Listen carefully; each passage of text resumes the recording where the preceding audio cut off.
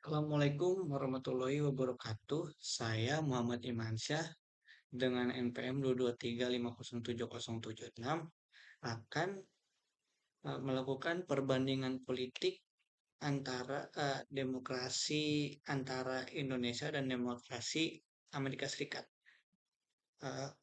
Metode pendekatan yang saya pakai adalah metode pendekatan behavioralisme yang menekankan pada analisis perilaku politik.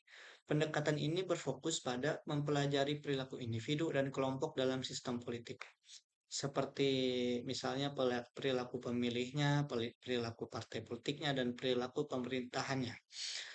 Analisis perilaku politik dapat dilakukan dengan berbagai metode ya, seperti survei, wawancara, dan analisis data statistik.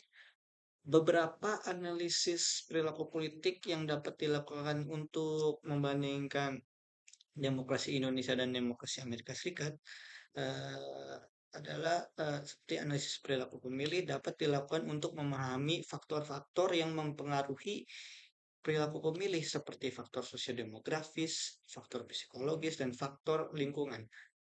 Analisis perilaku partai politik dapat dilakukan untuk memahami strategi dan taktik yang digunakan oleh partai politik untuk meraih kemenangan dalam pemilu. Sementara analisis perilaku pemerintah dapat dilakukan untuk memahami bagaimana pemerintah membuat dan melaksanakan kebijakan-kebijakannya. Nah, sementara demokrasi adalah sistem politik yang memberikan kekuasaan pada rakyat untuk memilih pemimpin dan menentukan kebijakan. Ada berbagai macam bentuk demokrasi, tapi secara umum demokrasi dapat dibagi menjadi dua jenis, yaitu demokrasi liberal dan demokrasi sosial. Amerika Serikat dan Indonesia sendiri adalah dua negara yang menganut demokrasi liberal. Demokrasi liberal adalah demokrasi yang didasarkan pada prinsip-prinsip kebebasan, hak asasi manusia, dan supremasi hukum.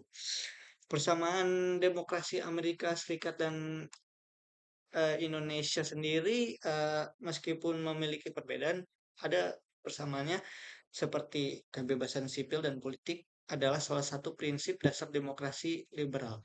Amerika Serikat dan Indonesia sama-sama memiliki konstitusi yang menjamin kebebasan sipil dan politik, seperti kebebasan berbicara, kebebasan beragama, dan kebebasan berkumpul. Yang kedua ada hak asasi manusia adalah hak-hak yang dasar dimiliki oleh setiap orang sejak lahir tanpa memandang ras, agama, gender, atau status sosial sendiri. Itu sendiri, Amerika Serikat dan Indonesia sama-sama memiliki komitmen untuk melindungi hak-hak asasi manusia itu sendiri. Yang ketiga ada supremasi hukum. Supremasi hukum adalah prinsip yang menyatukan bahwa hukum harus ditegakkan secara adil dan tidak pandang bulu.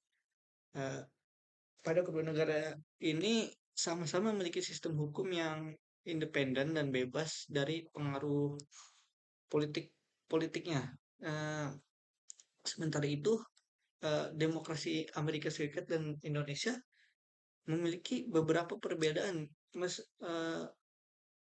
seperti sistem pemerintahannya.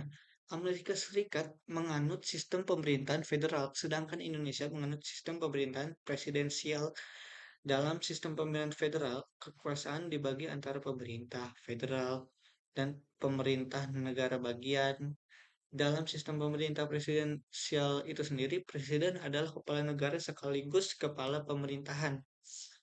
Yang kedua ada sistem pemilihan umumnya. Amerika Serikat menggunakan sistem pemilihan umum dua partai, sedangkan Indonesia menggunakan sistem pemilihan umum multi partai yang dalam sistem pemilihan umum dua partai hanya ada dua partai yang memiliki peluang besar untuk menang.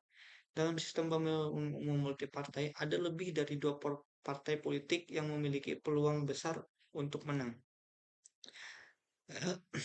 Berikutnya ada yang membedakan adalah partisipasi politiknya. Partisipasi politik adalah tingkat keterlibatan masyarakat dalam proses politik. Amerika Amerika Serikat memiliki tingkat partisipasi politik yang cukup tinggi, yang sangat tinggi, sedangkan Indonesia memiliki tingkat partisipasi yang rendah karena kurangnya pendidikan partai pendidikan politik di Indonesia itu sendiri. Eh, Amerika Serikat dan Indonesia adalah dua negara yang menganut demokrasi liberal meskipun memiliki beberapa perbedaan. Kedua negara tersebut memiliki komitmen untuk mewujudkan demokrasi yang adil dan demokratis.